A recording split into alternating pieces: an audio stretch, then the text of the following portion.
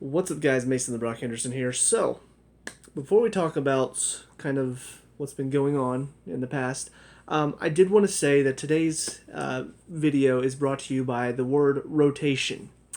In case you guys don't know what that is, it's a simple word which means basically you keep things moving to make sure that they're not, getting stale, not getting stuck. You want to rotate it. And that works with soccer teams too. You want to make sure that you rotate players so you don't get players constantly just stuck in one spot, not really doing much and constantly playing and then getting tired because you're not rotating them in and out. It's a simple word, and it's a word that most managers, except for somebody like maybe Sorry and apparently Frank Lampard, very simple word. So I just wanted to dedicate this video to the word rotation. Anyways, so obviously I've not uploaded for the past 3 games. I did have a video made for the Southampton game, but it got corrupted, so obviously can't upload that one. I did watch the Sevilla and the Man U games, but I just didn't get a chance to do a video for it. But just to kind of summarize my thoughts, Southampton, obviously terrible defending, terrible goalkeeping. On the attack, we looked fine. Sevilla, the exact opposite. Man U, the exact opposite. Like, we defended well, Sevilla, Man U, but we just could not get anything going in the attack. So then we get to today, and here are my thoughts. I'm thinking about the lineup. I'm thinking about what do I want to see. And I'm thinking, you know what? Havertz and Werner have played a lot. Probably should rotate them, right? Like, they've played the last 3 games, and neither of them got subbed early. I think Werner got subbed out in 2 of the games in, like, the 88th, 89th minute, maybe. But they've both played a lot of minutes in the past week. So, going into this game, I'm thinking, give them a break. Hudson-Odoi's Ziyech, I want to see them on. I'm thinking Giroud up top with Mountain behind Kanté and Kovacic, because Kovacic has not been playing, and Kanté is a player that you don't necessarily have to rotate, because he's got the ability. Same thing in defense. I'm thinking Zuma and Azpilicueta don't really need to rotate, because they're both players that can consistently play and not really get worn out. And I'm thinking I want to see Rudiger, and I'm thinking James on the right side, so Azpilicueta on the left, because I don't want to see Emerson at all. And then, of course, Bendy in goal, because that's the obvious choice. So then I see the lineup. And I'm seeing Chilwell again. And he's played every single minute, I'm pretty sure, except for I think he got subbed out in the Tottenham game, and then Emerson came on and gave away that game. But since then, he's played every single minute coming off of an injury. No breaks. So, why? We know Azpilicueta can play out there. Tomori at one point has played fullback, so why not give him a chance to play there? Why Chilwell? Why is he playing again? And to be perfectly honest, he hasn't had the best games in the past 3, the 3 last week. He wasn't one of our better players. He gave away the ball quite a bit. And defensively, he was okay. He didn't really make any super mistakes like Emerson does. But he wasn't our best defender. So let's give him a break. And this is a game where you can give him a break. James on the right, Azpilicueta on the left. Very easy. Zuma and Rudiger in the center, like I said, I don't mind that at all. I think Rudiger needs to get some minutes under his legs, really, hopefully putting last season behind him. But then in the midfield, you got Jorginho playing again. And he's not a player that can consistently play 90-minute games, which he has been. I think he got subbed off in 1 game in the past 3. But he's not a player that can consistently play 90 minutes. He doesn't have the legs for it. Kanté does. So why is Kanté the one getting rested over Jorginho? That doesn't make any sense. Then you get into the front 4. Havertz and Werner start again. Not only that, they play the full 90 minutes. And I guarantee we're going to see them against Burnley too. You want to know why? Because Frank Lampard doesn't understand rotation. You went out and spent all of this money. You went out and spent so much money on these great players. They're going to be great players. I think Werner's going to be great. I think Havertz is going to be great. You got to give them a break so they can rest. You can't do this in the Premier League. The reason why teams like Barcelona and PSG and Real Madrid, those teams can consistently play their top players in their league and then in the Champions League and not have to worry about losing legs is because they have easy teams in their leagues. That's why everybody says Premier League is the best league, because there are not a lot of bad teams. Like, honestly, even the worst teams in the league are still going to fight. They're still going to give you a game. They're still going to beat you up a little bit. You know, Havertz has already come out and said how much more difficult the Premier League is than playing in the Bundesliga. And we know the Bundesliga itself can already be a very difficult league to be in. So, rotation is key. You need to give these players a break. Especially because this is their first year in the league. They're not just going to, oh, you're going to keep playing me? Okay, yeah, I'll just eventually get better. They need the break. They need to rest their legs so they can play to their full potential. So why are Werner and Havertz starting and playing the full 90 minutes again, especially when this is the fourth game in a row they've started in a week and a half, and they're probably going to play again on Saturday? Rest them for Saturday. Let them play on Saturday. Don't play them again on Saturday after not resting them for 4 games. That is stupid. And what makes it even dumber is that Ziyech is one of the subs. He's hardly played in the past 3 games, so why is he getting subbed off? Kovacic is one of the first subs. That makes no freaking sense whatsoever, because he's hardly played. And on top of that, as is typical of whenever he gets subbed off, he was one of our best players on the pitch. You know, not necessarily on the stat sheet, but on the pitch, he's one of our most influential players. He works hard, he wins the ball, he keeps possession, he keeps the ball moving, and he was one of the first subs off. I just don't understand Lampard's thinking. And it's kind of getting to that point now where I've defended Lampard for so long. I've tried to say, no, he has what it takes to be a manager. He can do it at the top level. It's starting to look like he can't. Because you can't manage teams in the Premier League and not rotate. You can't do that. When you've got the Premier League, when you've got the Champions League, we should still be in the Carabao Cup, but you've screwed that over. And then you got the FA Cup coming up. You can't be in all of these competitions and not rotate your players. Especially when you've got Tammy Abraham, you got Olivier Giroud on the bench. You know, you've got Mount, who should be starting this game, in my opinion, over Havertz, to give Havertz a break. Like, you've got these players that you were giving time to, and now all of a sudden you just, for some reason, don't want to. In a game where we really should have. Like, I don't understand what Giroud has to do that he hasn't already done for us to convince Lampard to say, wait a minute, maybe I should be playing this experienced striker who has still consistently done it, even at, 32 now, I think? He's still consistently doing it because he's just that good of a striker. He's a good target man, he holds up possession well, and guess what? A lot of our issues, a lot of the reason why we have been on the back foot and had to rely on Mendy in these past few games is because we don't have a striker up top that's getting the pressure off of our defense. Ball gets kicked upfield, Werner doesn't keep possession. He is a good striker, he's not a possession-based striker. He's not a striker that's going to help keep the pressure off your defense. He's the striker that you send him in behind, oh, he'll probably get there. Most of the time, if he's not tired after playing 3 games in a week. But if you're not playing for that, well, then he's useless. And we're at a point now where we're keeping good possession, we're passing it around, but it's all in our defense. It's all in defense and midfield, defense and midfield, defense and midfield. We try to go up top, and then once you get up there, we just pass, and then either maybe we get a shot off or we lose it, and now it's back on our defense again to deal with the pressure. So why not have that outlet? Why not have Giroud up there to deal with that, to help put some pressure on that defense, to help keep the ball and move it around up top, instead of having our defense constantly have to be the ones that keep possession and also defend? I don't get it. And it's pushing me to the point where I don't see Lampard for the long term. There was a while there where I did. There was a while there where I'm like, you know what? Let's see what he can do after the transfer window. Let's see what he can do bringing in all of these new players, you know, with the money to get these players. Let's see what he can do. And he's not showing what he can do. He's not showing us that he can do it. Because we've got the good players in. We've got the depth on our bench now. He's not utilizing it. And frankly, his subs today, also a lot of questions. Because, again, you don't sub off Havertz or Werner, who both need subs, who both need to rest, and they're probably going to play again in the weekend. Like I said, Kovacic was one of our best players on the pitch, and you don't sub him off for some odd reason. You got Mount coming into the midfield with Conte.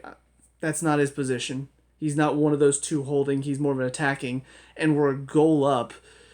One goal. So why are we looking to bring on an attacking player in a defensive position? That's not how you defend. Also, you bring on Emerson. Same as Christensen. I don't want to see him play again for us. After what happened against Tottenham, after he said, "Oh, marking, what's that?" and then let them score and equalize and put us into penalties, after he did that, I don't want to see him again. But instead of Reece James, you're like, Emerson, let's see if you can possibly, muck up our clean sheet right now. Let's see if you can do it. Abraham coming on, don't have a problem with that. Like I said, Conte coming on, I didn't have a problem with him being on the pitch. But just some of the decisions. Like Pulisic coming on for Hudson-Odoi, I'll admit at first I was confused. I'm like, why? Hudson-Odoi, he's not having a bad game, but then saw him wrapping his leg. I'm like, okay, so maybe he was feeling it a little bit. But I don't get some of his decisions. I really, really don't. I know I spent like most of this video just talking about Lampard, but my God, it's just so frustrating coming into this game where, yeah, we won easily. It's 4-0. Whoop-de-doo. But now we're going to go into a weekend against Burnley away, and watching Burnley play against Tottenham, I'm thinking to myself, we're in for a battle. We are going to have to battle them. And I almost guarantee he's going to put Werner up top. He's going to put Havertz in behind him. It's going to be probably Pulisic, and I'm thinking probably Ziyech on the wings. It's going to be Conte and Jorginho. It's going to be Chilwell, Zuma, probably Silva, and Azpilicueta as your back four. And 3 of those players, in my opinion, should have gotten a rest today. Werner, Havertz, and Chilwell. They've not got a chance to rest. Chilwell got a 10-minute break at the end of this game. We needed more rest. We needed more of a chance to rest these players, but he didn't. And now they're probably going to still be feeling the trip. They're still going to be feeling this game, because this was not an easy game. I mean, Krasnodar, they're not a good team, but they're a hard-working team. They're a team that's going to put you under a lot of pressure. They're a team that's going to make you work to get your result. So all these players, it's not like they just got to sit around. It's not like they played against, some semi-pro side and they're going to go into the weekend feeling like okay because, oh yeah, it was easy. No, this was a tough game. They got worked. And now they're going to have to fly back, and he's probably going to, like I said, that's going to be the lineup more than likely. So, I don't know. I'm frustrated. I know we got the win, but with Lampard in particular, with the lineup, with his subs, I'm frustrated. Because I don't think he's set up for the weekend very well, and I'm not going to be surprised if we go in, he sets up with that lineup, and we either get another 0-0 draw because Mendy is just that good of a keeper, or we eke out maybe a 1-0, if that. Anyways, let's talk about the individual performances. Mendy, again, just absolutely showing what having a good keeper can do for a team's confidence. Because it feels so nice to have a good keeper back there that we know is not going to make mistakes, that we know is not going to just absolutely, I don't know, be uninvolved. Because so many times I can think of where Kepa just uninvolved. Whether it's not moving his feet, whether it's not talking to his defense. God, there are a couple times where I see Mendy and he's just barking orders. There was the one time where he and Azpilicueta didn't really communicate. But the free kick at the end, like I wish I could have seen his reaction, because he's trying to get, I think it was Pulisic and Werner were in the wall. He's trying to get them over, and they're just not listening. And then shot comes through the wall, and I just see him like stand up and look out at them. And I'm thinking to myself, oh, he's pissed. And I'm just thinking to myself, Kepa's not doing that. Kepa's not the type of player that's going to be like, hey, come on, let's go. Getting in their ear. Mendy seems to want to do that. So, but the saves he makes is definitely the best thing he brings to the table. Just looks so much more athletic than Kepa, and I love having him as a keeper.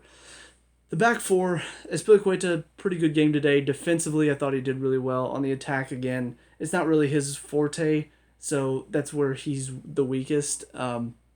but he did okay, overall. Zuma and Rudiger as your center defense, I thought it was okay. Not really any big issues with the two of them. I still think there are a couple moments where they still look a little shaky, mainly for Zuma on the ball, and then for Rudiger. There are just moments where it feels like he's a little slow to make a decision. The one in particular I'm thinking of is ball comes long, and instead of like meeting it, he's waiting, bounces, and then now he's having to meet a bouncing ball with a Krasnodar player coming right at him.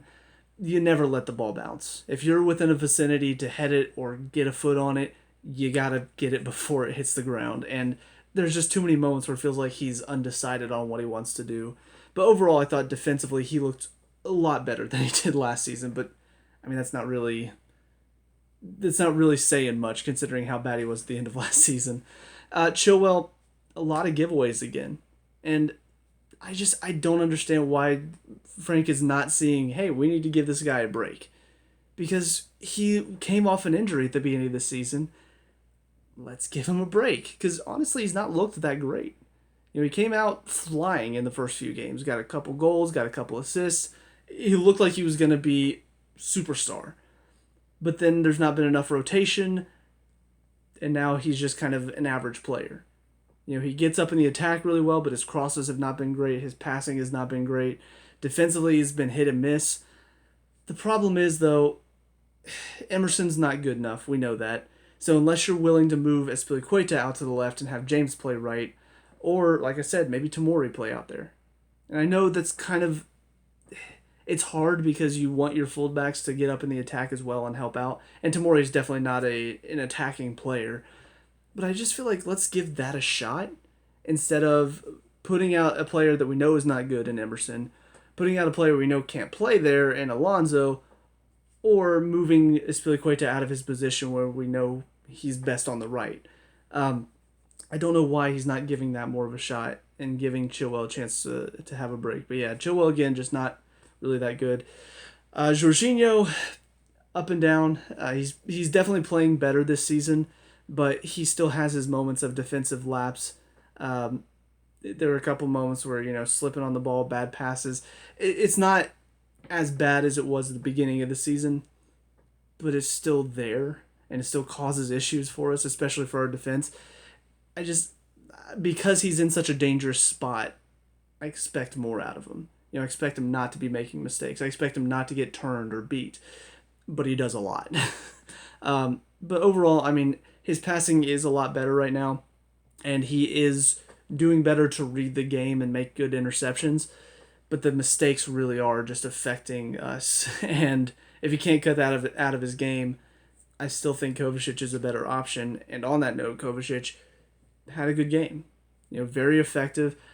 I don't know why he's not getting more of a look in the team under Lampard. I don't know why he's constantly being subbed if he starts, or he's being subbed on instead.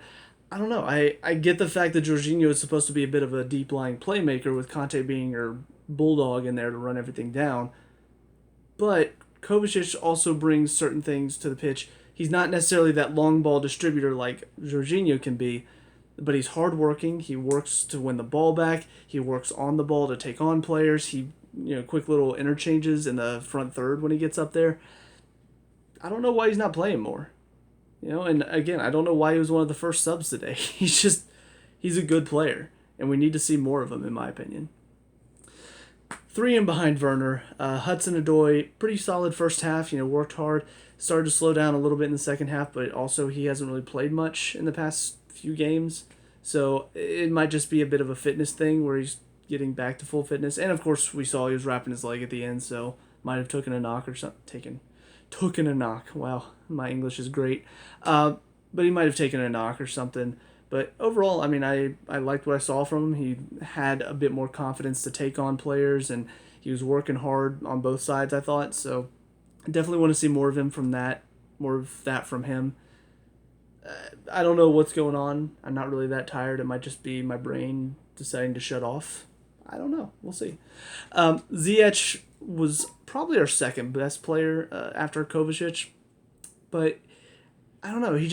He has moments where he turns up with something fantastic, but then also has a couple moments where I'm just kind of, come on, dude, you got to make a better decision than that. Because some of the crosses he put in were fantastic.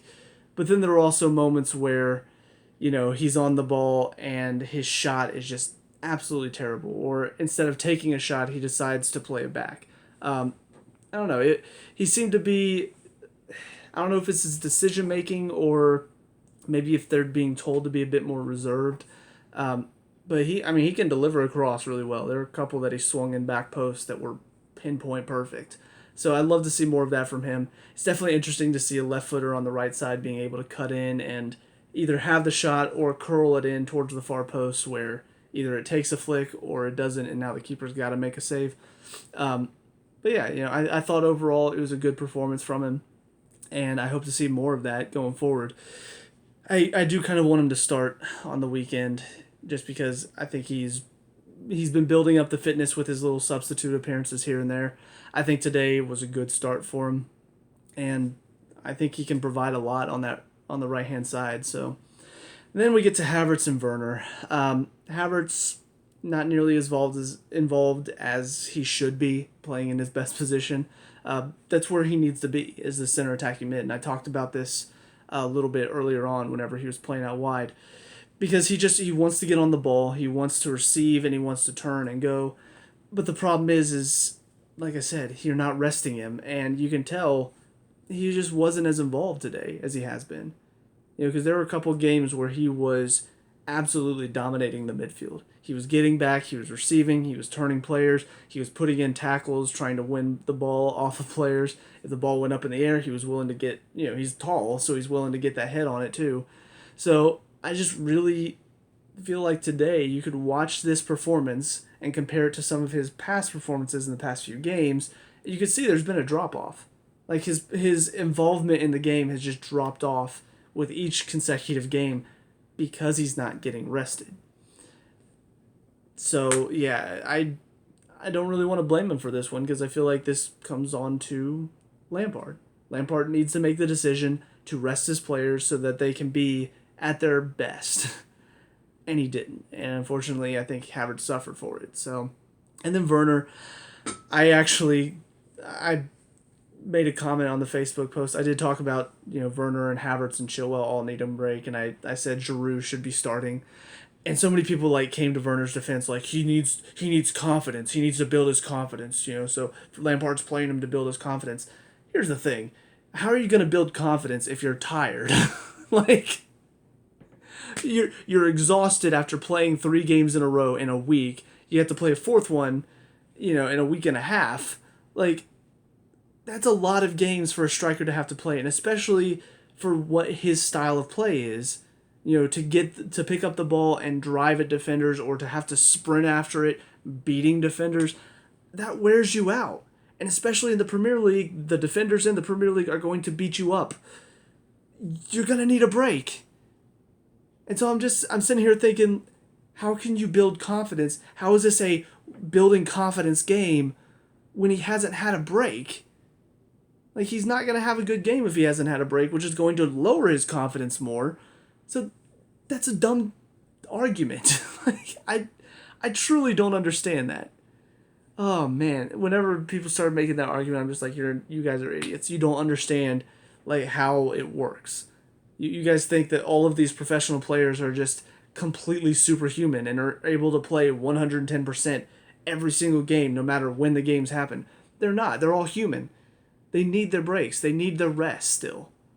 That's part of the game. That's why you have so many players on your bench to continue to rest them and play them and then rest them and then play them. And again, Giroud is a fantastic striker. Not only that, but he's a good striker to bring the players around him into the game.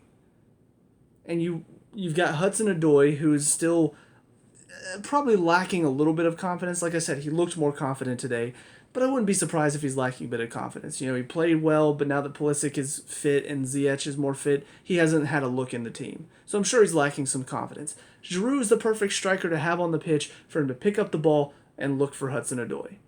But instead, when you've got Werner, he's not the focus of the attack and letting everybody else around him play off of him. He is the one that needs to be played to. And unfortunately, especially in today's game, that's not what we needed. And I know people will say, oh, well, he drew a penalty and he also scored a penalty. What else did he really do, though? I know he assisted Ziyech's goal, but really that came from Pulisic's good play to him. Pulisic picked up the ball and fed him a nice pass. All he really had to do was just take a touch, find Ziyech, and then boom, goal. But really, he didn't do much today. Like, I'm sorry, he didn't. I want to see more from him. I think he's going to be a great player. I've got nothing against him, but you got to rest him. You got to give him some time to have a break. Again, you've got good strikers. I don't understand the thought process that Frank has, that you've got Abraham and you've got Giroud. Both are good strikers in their own right, and you're just not utilizing them. And then Werner, again, just like Havertz, I feel like Werner suffers because he's not getting a chance to have a break. And going to the argument of, oh, well, he's trying to build confidence, if you continually play and then you're not scoring because you're tired, that drops your confidence. So not playing a player because they need a break is not going to kill his confidence. It's not like Lampard saying, oh, you're going to be sitting today's game because you're not good enough. But 2 games in a row with no goals shows that he probably needs a break. Just saying. So I don't know. I'm kind of frustrated. I know, again, we got the win. I'm fine with the performances overall. I guess I will address the subs real quick. I almost always forget to address the subs. I don't know why. But the first 3 subs were Pulisic on for Hudson-Odoi, Mount, and Conte on for Jorginho and Kovacic. I thought, obviously, Pulisic came on and got a goal. Thought he looked lively, and I think a lot of that is down to the fact that Krasnodar at that point were chasing the game. And I feel like Pulisic always does better whenever he's playing against a team that's a bit more, stepped up. It's whenever teams pack it in that he's got to start improving. Conte and Mount did okay. Thankfully, we managed to get a second goal, and pretty quickly as well, because it really did worry me whenever Mount came on, and definitely made us more attack-minded. Again, on the one hand, we were more attacking, which took some of the pressure off our defense, but also it left us a bit more open. I mean, Mount is willing to do the work back, but also now Conte is your sole defensive midfielder, and Mount was a bit more playing up next to Havertz, while still dropping in on the defensive side of things. So it did leave us a little bit more exposed, but thankfully we didn't pay the price for it. But Conte and Mount, they both did fine. I thought Mount worked really hard and really showed why he should have started today. I mean, the pressure he put on the back line of Krasnodar and the amount of times he won the ball back and looked to keep the attack moving. I'm just sitting here thinking, Havertz didn't really... I think Mount did about as much as Havertz did in his short appearance that Havertz did in the full 90 minutes. I'm so confused as to why. Anyways, Emerson came on, didn't really have much to do, so not much from him. And then Abraham came on for Ziyech, and obviously got the assist, but he also didn't have a whole lot of time. It was 10 minutes. So, but overall, it's frustrating that these decisions from Frank, I feel like they're going to hurt us in the long run. I feel like there are going to be moments where we don't get this win. Or, again, it could hurt us in the weekend. We go to face Burnley, at Burnley. That's a tough game.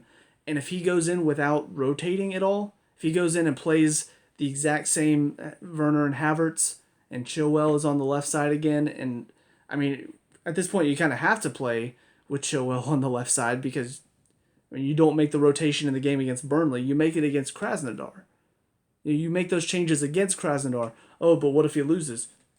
I mean, that's a risk you have to take, but we have a chance to beat Burnley away, which is not an easy feat. I would take that, especially with how the league is looking right now. This is going to be a league where every drop point is going to cost you at the end of the season, because a lot of teams are dropping points. So it's going to be the teams that are picking up the points whenever you're not expecting to. Like picking up 3 against Man U would have been a benefit to us. Dropping the 2 against Southampton, that's a crushing blow. Those are 3 points we should have had. Burnley, that's a game where you walk out of there with 1 point. It's not the end of the world. But considering the fact that you dropped 2 against Southampton and then you had a chance and then dropped 2 against Man U, now this is needing to be a win. And instead of focusing on that, you didn't make any changes here. And now you're probably going to go into the weekend and not make any more changes there. And then players are tired, and now Burnley's running all over us. I don't know. It's frustrating because it feels like hindsight's going to be 2020. You know, you're going to look at this game and say, "Oh well, we handled it easily. We probably could have made a couple more subs and been or a couple more changes to the starting lineup and been fine and prepared for Burnley." And then you go into Burnley and you just can't handle it. But I don't know. It's just my frustrations personally. But anyways, with all that being said, let me know what you guys think down in the comment section below. What were your thoughts on this game? Let me know what we can talk about and discuss, all that good stuff. Leave a like and subscribe for future Chelsea reviews. I'll see you guys in the next game. Peace out.